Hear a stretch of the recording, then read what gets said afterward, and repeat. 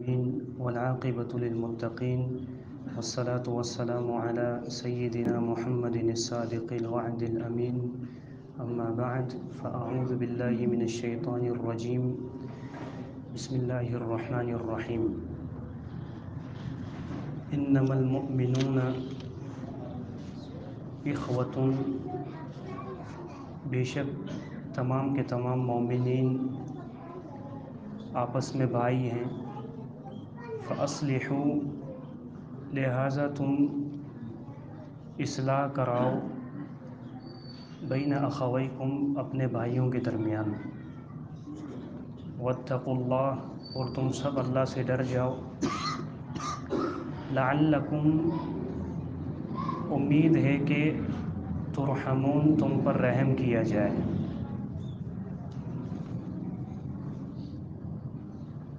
پیچھے ہم نے جو کل آیت پڑھی اور جو ایک ادب پڑھا کہ اگر دو مسلمان بھائی چاہے بھائی بھائی ہوں سگے، چاہے میاں بیوی ہو، چاہے برادری ہو دو، یا دو قومیں ہوں یا دو ممالک ہوں، اگر کسی کے درمیان جھگڑا ہو جائے، اختلاف ہو جائے تو تیسرے لوگوں کا کام یہ بنتا ہے کہ دو جھگڑنے والوں کے درمیان اصلاح کروائیں۔ پیچھے جو ہم نے آیت پڑھی تھی اس کے شان نزول کے حوالے سے کچھ باتیں ہیں، یعنی اس آیت کا ایک بیک گراؤنڈ ہے کہ وہ آیت کس طرح نازل ہوئی۔ صحیح بخاری میں حدیث انس رضی اللہ عنہ فرماتے ہیں کہ بعض صحابہ نے اللہ کے رسول صلی اللہ علیہ وسلم کو کہا کہ عبداللہ بن ابی جو منافقین کا سردار تھا، اے اللہ کے رسول آپ اس کے پاس چلیں، اس کو دعوت دیتے ہیں۔ نبی علیہ والسلام چند صحابہ کو لے کر گئے عبداللہ بن ابی کے پاس۔ جس راستے سے گئے اور جہاں پہ عبداللہ بن ابی بیٹھا ہوا تھا وہ کچا رستہ تھا، کچا، یعنی وہاں اگر گاڑی یا سواری چلے تو مٹی اڑتی تھی وہاں پہ۔ جب نبی علیہ والسلام گدھے پر سوار تھے، صحابہ پیدل تھے، نبی علیہ والسلام اس عبداللہ بن ابی منافق کے پاس پہنچے تو مٹی اڑ رہی تھی نا گدھے سے، تو عبداللہ بن ابی نے اللہ کے رسول کو دیکھ کر قریب پہنچ کر یہ کہا کہ الیک عنی، اے محمد صلی اللہ علیہ وسلم تھوڑا دور رہیے مجھ سے، آپ کے گدھے کی بدبو سے مجھے تکلیف ہو رہی ہے۔ تو نبی علیہ والسلام کے ساتھ جو صحابہ تھے ان میں سے ایک نے عبداللہ بن ابی کو کہا کہ رسول اللہ صلی اللہ علیہ وسلم کے گدھے کی بدبو تیری خوشبو سے کہیں زیادہ بہتر ہے۔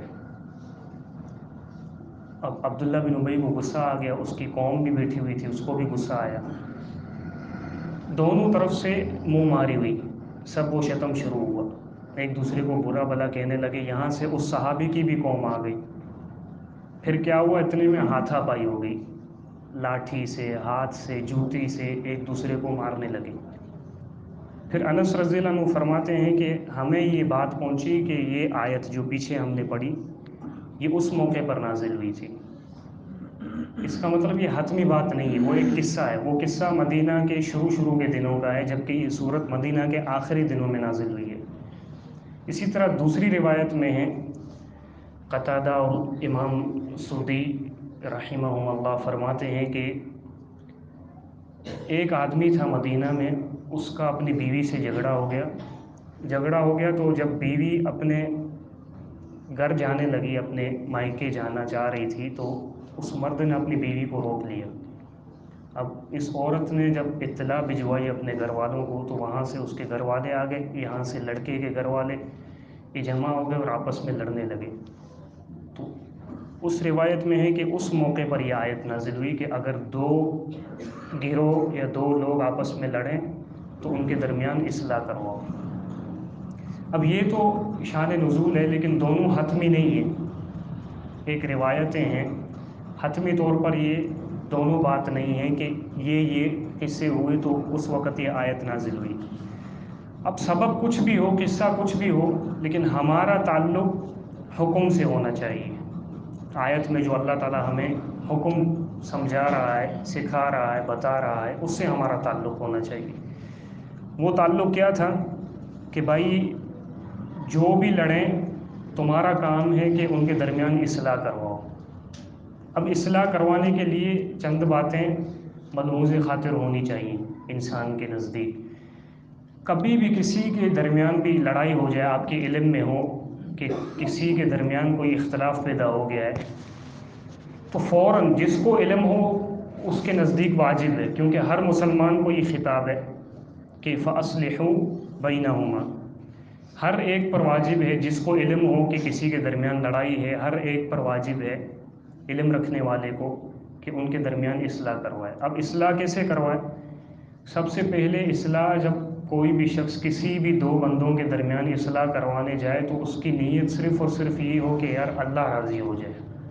یہ نہ ہو کہ میں برادری میں بڑا بن جاؤں، میرا ایک مقام بن جائے لوگوں کے نزدیک، یا میں ایک بہادر شخص کہلواؤں کہ دیکھو یار اتنے بڑے جھگڑے میں اس نے کیسے ہاتھ ڈالا اور کیسے اس نے صلح کروائی۔ نہیں، یہ نیت نہیں ہونی چاہیے۔ جیسا کہ اللہ تعالیٰ کا فرمان ہے سورہ نساء میں کہ لا خیر فی کثیر من نجواہم الا من امر بصدقۃ او معروف او اصلاح بین الناس ومن يفعل ذلك ابتغاء مرضات الله فسوف نؤتيه اجرا عظیما۔ نیکی اور خیر کن کاموں میں ہے؟ صدقہ کرنے میں ہے، یا بھلائی کرنے میں ہے کسی بھی قسم کی، یا او اصلاح بین الناس، لوگوں کے درمیان اصلاح کروانے میں نیکی ہے، خیر ہے۔ آگے اللہ نے فرمایا کہ جو بھی شخص یہ کام اس لیے کرے کہ اللہ راضی ہو جائے، لوگوں کے درمیان اصلاح اس لیے کروائے کہ اللہ راضی ہو جائے، فسوف نؤتیہ اجرا عظیما، تو ہم اس کو بہت ہی زیادہ اجر دیں گے، وہ گنتی میں بھی اس کے نہیں آ سکتا کہ کتنا اجر ہم اس کو دیں گے۔ تو سب سے پہلے تو یہ ہونا چاہیے کہ اللہ راضی ہو جائے، اس لیے اصلاح کروائے بندہ۔ دوسرے نمبر پر انسان کو علم بھی ہونا چاہیے، کچھ نہ کچھ، ظاہر سی بات ہے دو بندوں کے درمیان اصلاح کروانے جا رہا ہے تو اس کو بنیادی دین کا علم بھی ہونا چاہیے۔ اگر اس کے پاس علم نہیں ہے تو وہ علم والے کو لے کر جائے۔ کیوں؟ کیونکہ اکثر ایسے ہوتا ہے کہ اصلاح تو ہم کروانے جا رہے ہیں، فیصلے کرنے جا رہے ہیں، لیکن ہمیں علم نہیں ہوتا تو کبھی کبھی حلال چیز کو ہم حرام کر بیٹھتے ہیں، یہ حرام چیز کو حلال کر بیٹھتے ہیں۔ تو لہٰذا اصلاح کے لیے یہ ضروری ہے کہ انسان کے پاس بنیادی علم ہو۔ اگر اس کے پاس علم نہیں ہے تو وہ کسی علم والے کو اپنے ساتھ لے کر جائے اور اصلاح کروائے لوگوں کے درمیان۔ تیسرے نمبر پر جو ضروری ہے وہ یہ ہے کہ کسی بھی دو بندوں کے درمیان وہ اصلاح کروائے، چاہے میاں بیوی ہوں، بھائی ہوں، برادریاں ہوں، دونوں طرف سے بات کو سننا ضروری ہے، مکمل طور پر، ادھوری نہیں، یہ لازمی ہے، ورنہ بندے سے غلطی ہو سکتی ہے۔ جیسا کہ داؤد علیہ السلام اللہ کے نبی تھے، سورہ صاد میں ان کا قصہ ہے۔ داؤد علیہ السلام نے اپنا ایک محراب بنایا ہوا تھا، ایک جگہ خاص بنائی ہوئی تھی عبادت کے لیے، وہ بند کر کے عبادت کرتے تھے۔ دو بندے آئے، ان کا مسئلہ تھا، انہوں نے دیکھا عبادت خانہ بند ہے تو انہوں نے دیوار پھلانگ کر اندر داخل ہو کر داؤد علیہ السلام کے سامنے مقدمہ پیش کیا۔ داؤد علیہ السلام ڈر گئے کہ یہ کس طرح آ گیا اچانک، تو انہوں نے کہا کہ آپ ڈریے مت، ہم دونوں کے درمیان جھگڑا ہو گیا ہے۔ پھر وہ مقدمہ پیش کیا۔ مقدمہ کیا پیش کیا؟ ایک نے کہا کہ ان ھذا اخی لہ 99 نعجہ ولی نعجۃ واحدہ، ایک نے کہا کہ داؤد علیہ السلام یہ میرا بھائی ہے، اس کے پاس 99 بکریاں ہیں، 99 اس کے پاس بکریاں ہیں، ولی نعجۃ واحدہ، میرے پاس ایک ہی بکری ہے۔ اب یہ کہتا ہے فقال اکفلنیھا وعزنی فی الخطاب، یہ کہتا ہے کہ ایک مجھے دے دو، 100 کی گنتی میں پوری کروں، اور باتیں بھی ایسی کرتا ہے، اتنا چرب زبان ہے کہ میں اس کے سامنے لاجواب ہو جاتا ہوں۔ اب داؤد علیہ السلام نے صرف ایک ہی بھائی کا مقدمہ سن کر کہا کہ لقد ظلمک بسؤال نعجتک الی نعاجہ، یار یہ تو تیرے بھائی نے ظلم کیا ہے۔ داؤد علیہ السلام نے سامنے والے کو ظالم کہہ دیا۔ بہرحال یہ گناہ نہیں ہے، یہ انسان کی بشری تقاضے کے تحت غلطی ہے، غلط فہمی ہے۔ داؤد علیہ السلام نے سامنے والے کو ظالم کہہ دیا، اس کا مقدمہ سنا ہی نہیں کہ وہ کیا کہنا چاہ رہا ہے، لیکن پھر داؤد علیہ السلام نے بھانپ لیا اور سمجھ لیا کہ یہ اللہ تعالیٰ کی طرف سے آزمائش تھی، اللہ تعالیٰ نے ان دونوں بندوں کو میرے پاس آزمانے کے لیے بھیجا ہے کہ میں کس طرح فیصلہ کرتا ہوں۔ داؤد علیہ السلام نے فاستغفر ربہ وخر راکعا واناب فغفرنا له ذلك، اللہ سے استغفار کی اور اللہ نے ان کو معاف کر دیا۔ تو کسی بھی فیصلے میں آپ جائیں اصلاح کروانے، مکمل طور پر دونوں طرف سے بات سن لیں۔ اکثر لوگ ایسے جرب زبان ہوتے ہیں کہ دوسرے کی سننے ہی نہیں دیتے اور آپ کو بوتل میں اتار دیتے اور آپ اس کے حق میں فیصلہ دے دیتے ہیں۔ امام شافعی رحمہ اللہ کے پاس ایک عورت آئی، رو رو کر آ رہی تھی، وہ آتے ہوئے ہی رو رہی تھی وہ۔ امام شافعی سے جو بھی اس نے مسئلہ ذکر کیا، ان کے ساتھ ایک آدمی بیٹھا ہوا تھا امام شافعی کے ساتھ، وہ عورت چلی گئی۔ اس آدمی نے کہا کہ امام صاحب، بیچاری اتنی عورت رو رو کر آ رہی تھی، آپ کو اس پر ترس نہیں آیا کہ آپ اس کے حق میں فیصلہ دے دیتے؟ تو امام شافعی رحمہ اللہ نے کہا کہ بھائی، رو رو کر تو یوسف علیہ السلام کے بھائی بھی آئے تھے، لیکن وہ جھوٹے تھے۔ یعقوب علیہ السلام کے پاس جو یوسف علیہ السلام کے بھائی، جب انہوں نے اپنے بھائی کو کنویں میں پھینکا تو اپنے باپ کے پاس کس طرح آئے؟ وَجَاءُوا أَبَاءَهُمْ عِشَاءً يَبْكُونَ، روتے ہوئے آ رہے تھے وہ بھی۔ تو اس طرح بندے کی حالت مت دیکھو کہ یار یہ اتنا منہ لٹکایا ہوا ہے، دیکھو تو کتنی اس پر پریشانی ہے، کیسا یہ رو رہا ہے بیچارہ، کتنا مظلوم ہے یہ۔ نہیں، جب تک کسی کی سن نہیں لی جاتی اس وقت تک فیصلہ نہیں کیا جاتا۔ تو فیصلہ کرنے سے پہلے دونوں فریقین کی بات کو اچھے سے سنا جائے، پھر اس کے بعد جس کا جو حق بنتا ہے اس کا حق دلوا کر فیصلہ کیا جائے، کسی کا حق دبا کر فیصلہ نہ کیا جائے۔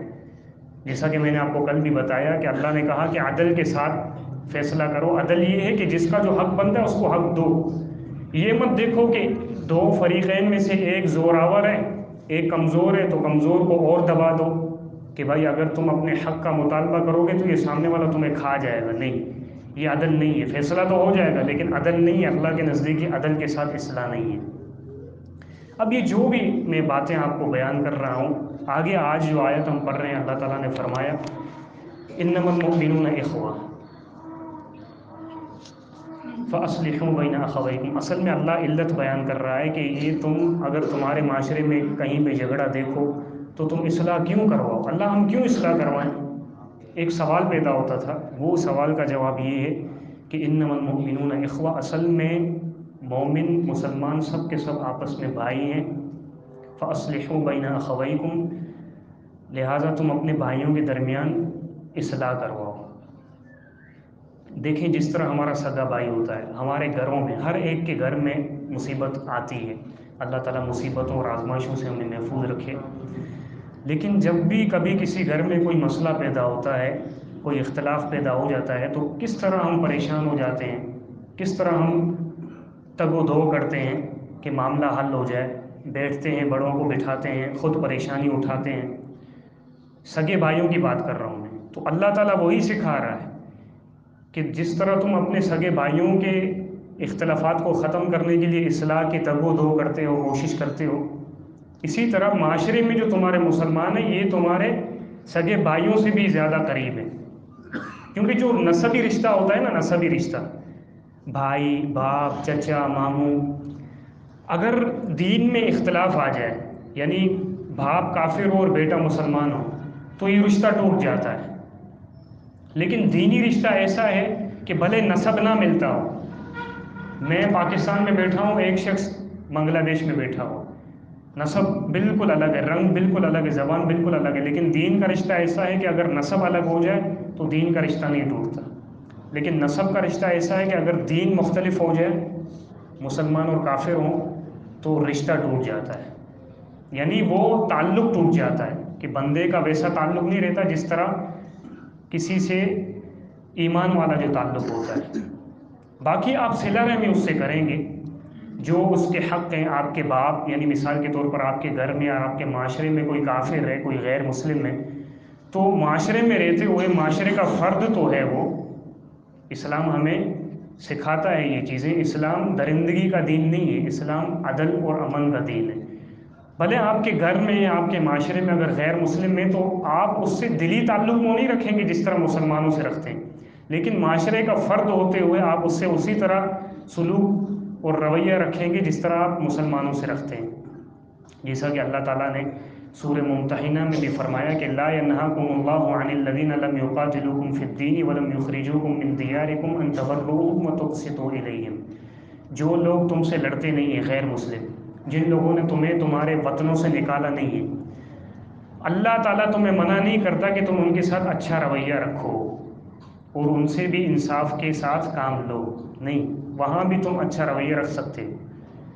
لیکن اصل جو تعلق ہے نا، دلی تعلق، کون سا تعلق؟ رسول اللہ صلی اللہ علیہ وسلم کا فرمان ہے کہ مومن کا آپس میں تعلق ایسے ہے کہ اگر جیسے پورا جسم میں اگر کسی ایک عضو میں تکلیف ہو جائے تو پورا جسم کانپ اٹھتا ہے، یہ ایمان کا تعلق ہوتا ہے۔ مجھے اگر پتہ چل جائے کہ کسی کے گھر میں مصیبت ہے، کسی کے گھر میں ناچاکی ہے، تو یہ ایک ایسا ایمان ہے کہ میں پھر بھی خوش ہوں اپنے گھر میں۔ یعنی ہم نے دین کو مارکیٹ سے خریدی ہوئی ایک چیز ہم سمجھی ہوئی ہے کہ ہر شخص اپنی ضرورت کی بقدر دین کو لیتا ہے، گھر میں بیٹھ جاتا ہے اور اپنے معاملات چلاتا رہتا ہے، جیسا کہ ہم نے مارکیٹ سے کوئی چیز لی ہے، گھر پر لے کر آئے اور اپنی ضرورت پوری کر رہے ہیں۔ نہیں، دین ایسے نہیں ہے۔ دین یہ ہے کہ بھائی آپ کا معاشرہ منظم ہو، متفق ہو اور محبت اور الفت قائم ہو۔ کسی کے علم میں بھی یہ بات آ جائے کہ بھائی کسی دو بندوں کے درمیان ناچاکی پیدا ہو گئی ہے، تو فوراً جن کو پتہ ہے ان کا یہ کام ہے کہ وہ اصلاح کے لیے تگ و دو کریں، دوڑ لگائیں۔ اس کی وجہ یہ ہے کہ اللہ تعالیٰ اتفاق چاہتا ہے۔ میں بار بار یہ کہہ رہا ہوں کہ دین کے مقاصد میں سے ایک مقصد یہ ہے کہ دین محفوظ ہو۔ دین تبھی محفوظ ہوگا جب دین کے ماننے والے منظم ہوں گے، متفق ہوں گے۔ جب یہ ہی منتشر ہو جائیں گے تو پھر دین پھیلے گا کہاں سے؟ دین یہ سرحدی دین نہیں ہے، علاقائی دین نہیں ہے، یہ عالمی دین ہے۔ عالمی دین سے مراد یہ دین پھیلتا ہے، یہ دین رکتا نہیں ہے۔ دین کسی بھی جگہ پہ پڑاؤ نہیں ڈالتا، دین پھیلتا ہے۔ اب دین پھیلے گا تب جب اس کے ماننے والے متفق ہوں گے۔ جب ماننے والے ہی منتشر ہو جائیں تو پھر دین کہاں سے پھیلے گا؟ تو اس لیے اللہ یہ سکھا رہا ہے کہ بھائی مومن آپس میں بھائی بھائی ہے۔ جس طرح تم اپنے سگے بھائیوں کی مشکلوں کو حل کرنے کے لیے ان کے درمیان اصلاح کے لیے دوڑ لگاتے ہو، اسی طرح تمہارے معاشرے میں رہنے والے تمہارے مومن بھائی ہیں۔ رسول اللہ صلی اللہ علیہ وسلم کا فرمان ہے المؤمن للمؤمن کالبنیان یشد بعضہ بعضا۔ مومنوں کی مثال ایک عمارت کی مانند ہے کہ ایک اینٹ دوسری اینٹ کو مضبوط کرتی ہے۔ یہ چھت جو کھڑی ہوئی ہے یہ نیچے سے کھڑی ہوئی ہے، ایک نیچے کی جو بلاک کی لائن لگی ہے تب جا کے دوسری لائن اوپر لگتی ہے۔ آپ اوپر سے اس کو بنا بھی نہیں سکتے، نیچے سے بنتی ہے، یعنی ایک اینٹ دوسری کو مضبوط کرتی ہے۔ اگر نیچے کی لائن آپ اس کو ختم کر دیں، مٹا دیں، توڑ دیں تو یہ پوری عمارت گر جائے گی۔ تو اسی طرح اللہ کے رسول صلی اللہ علیہ وسلم نے ہمیں سمجھایا کہ مومنوں کی مثال اس طرح ہے کہ ایک اینٹ دوسری اینٹ کو مضبوطی دیتی ہے، یعنی ایک انسان دوسرے کے لیے بازو بنتا ہے معاشرے میں، کمر توڑنے والا نہیں ہوتا۔ ہم کمر توڑنے والے بنے ہوئے ہیں، جبکہ مومن کا کام یہ ہے کہ مومن دوسرے مومن کا بازو ہو، دست و بازو ہو، کہ مصیبتوں میں اور ناچاکیوں میں ایک دوسرے کی اصلاح کریں اور نفرتوں کو ختم کریں۔ آگے اللہ تعالیٰ نے فرمایا کہ واتقوا اللہ، مومن آپس میں بھائی بھائی ہیں، لہٰذا تم اپنے بھائیوں کے درمیان اصلاح کرواؤ اور اللہ سے ڈر جاؤ۔ اب یہ خطاب ہر ایک کے لیے، لڑنے والے کے لیے بھی ہے اور تیسرے بندوں کے لیے بھی ہے جو تماشائی بنے ہوئے ہیں۔ لڑنے والوں کے لیے کیا حکم ہے کہ واتقوا اللہ، اللہ سے ڈر جاؤ، جھگڑے ختم کر دو۔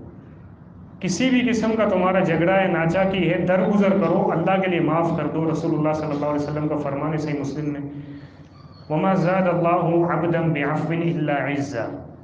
جو بھی شخص اللہ کے لیے درگزر کرتا ہے اللہ تعالیٰ اس کی عزت بڑھا دیتا ہے، معاشرے میں عزت بڑھ جاتی ہے، اس سے بندے کی عزت کم نہیں ہوتی۔ تو اللہ سے ڈرنے سے مراد جھگڑنے والوں کو اللہ یہ کہہ رہا ہے کہ اللہ سے ڈر جاؤ، اللہ کے لیے جھگڑا ختم کر دو۔ کسی بھی قسم کا جھگڑا ہے، اگر تمہیں اپنے حق کو چھوڑنا پڑے پھر بھی چھوڑ دو، اس کے لیے تمہارے لیے جنت ہے۔ جیسا کہ میں نے حدیث سنا ہے ابو داؤد میں، اللہ کے رسول صلی اللہ علیہ وسلم نے فرمایا انا زعیم ببیت فی ربض الجنہ لمن ترک المراء، میں اس شخص کو ضمانت دیتا ہوں جنت کے کونے میں گھر کی، کس شخص کو؟ جو حق پر ہوتے ہوئے جھگڑا چھوڑ دے۔ تو اللہ سے ڈرنے کا مطلب یہ ہے کہ جھگڑنے والے اللہ کے لیے جھگڑا چھوڑ دے، بھلے تیرا حق چلا جاتا ہے چلا جانے دے، اللہ کے پاس بہت ہے۔ ما عندکم ینفد وما عند اللہ باق، تمہارے پاس جو ہے وہ ختم ہو جائے گا، اللہ کے پاس جو ہے وہ کبھی ختم ہونے والا نہیں ہے۔ اسی طرح تیسرے لوگوں کو کیا حکم ہے؟ واتقوا اللہ، تم بھی اللہ سے ڈر جاؤ، تماشائی مت بنو، اپنے گھروں میں خوش مت بیٹھو، دوسروں کی مصیبتوں پر تم تماشائی مت بنو، بلکہ تمہارا کام ہے اللہ سے ڈرو اور ناچاکی جن کے درمیان ہے ان کے درمیان ناچاکی ختم کرواؤ اور اصلاح کرواؤ۔ یہ کیوں اللہ تعالیٰ حکم دے رہا ہے؟ اس کا نتیجہ کیا ہوگا، انعام کیا ملے گا؟ اس کا انعام یہ ملے گا لعلکم ترحمون، امید ہے کہ تم پر رحم کیا جائے۔ یہ کون کہہ رہا ہے؟ اللہ کہہ رہا ہے۔ اللہ کہہ رہا ہے امید ہے، یعنی اللہ امید دلا رہا ہے۔ میں اور اگر آپ کسی کو امید دلائیں نا تو وہ امید مکمل طور پر یقین نہیں ہوتا اس میں۔ میں کہوں کہ امید ہے کہ میں آ سکتا ہوں، اس کا مطلب میں نہیں بھی آ سکتا، لیکن اللہ کی بات ہے ومن اصدق من اللہ قیلا، اللہ سے بڑا سچا کون ہو سکتا ہے؟ اللہ کہہ رہا ہے کہ اصلاح کرواؤ آپس میں، اللہ سے ڈرو، جس کی جو ذمہ داری ہے وہ اپنی ذمہ داری ادا کرے۔ جھگڑنے والے کی ذمہ داری یہ ہے کہ وہ اللہ کے لیے جھگڑا چھوڑ دے، اور تیسرے لوگوں کی ذمہ داری یہ ہے کہ وہ اللہ سے ڈرتے ہوئے لڑنے والوں کے درمیان اصلاح کروائیں۔ کیوں؟ تاکہ تم پر رحم کیا جائے۔ یعنی یہ رحمت حاصل کرنے کا ایک بڑا سبب ہے۔ اور آپ کو پتہ ہے رحمت کے کیا معنی ہیں؟ رحمت کا مطلب یہ بھی ہے کہ آپ کسی مصیبت میں ہوں، اللہ تعالیٰ اس مصیبت کو رفع دفع کر دے، کس لیے کہ آپ نے کسی کے درمیان اصلاح کروائی ہے۔ رحمت یہ بھی ہے کہ آپ کسی بیماری میں مبتلا ہونے والے ہوں، اللہ تعالیٰ دو بندوں کے درمیان اصلاح کی وجہ سے آپ کو اس بیماری سے بچا دے۔ رحمت یہ بھی ہے کہ آپ کو مال کا یا جان کا گھاٹا ہونے والا ہو، لیکن اللہ تعالیٰ آپ کو اس نقصان سے بچا دے۔ اور رحمت یہ بھی ہے کہ آپ کے کتنے گناہ ہوں، کتنے ہی بڑے گناہ ہوں، دو بندوں کے درمیان اصلاح کروانے کی وجہ سے اللہ تعالیٰ آپ کے گناہ معاف کر دے۔ رحمت یہ بھی ہے کہ آپ کے کتنے ہی معاملات بکھرے ہوئے کیوں نہ ہوں، الجھے ہوئے کیوں نہ ہوں، لیکن دو بندوں کے درمیان اصلاح کروا کر اللہ تعالیٰ آپ کے تمام معاملات کو سمیٹ دے اور سلجھا دے۔ اور رحمت یہ بھی ہے کہ اللہ تعالیٰ مجھے اور آپ کو دو بندوں کے درمیان اصلاح کروانے کی وجہ سے جنت میں داخل کر دے۔ اس سے بڑی رحمت اور کوئی نہیں ہے۔ اللہ تعالیٰ ہمیں ان باتوں کو سمجھنے کی توفیق عطا فرمائے۔ وآخر دعوانا ان الحمد للہ رب العالمین۔ اس ویڈیو کو زیادہ سے زیادہ شیئر کیجیے اور ہمارے چینل سبحانی مسجد لیاری کو سبسکرائب کیجیے اور صدقہ جاریہ کے مستحق بنیے۔ جزاکم اللہ خیرا کثیرا فی الدنیا والآخرہ۔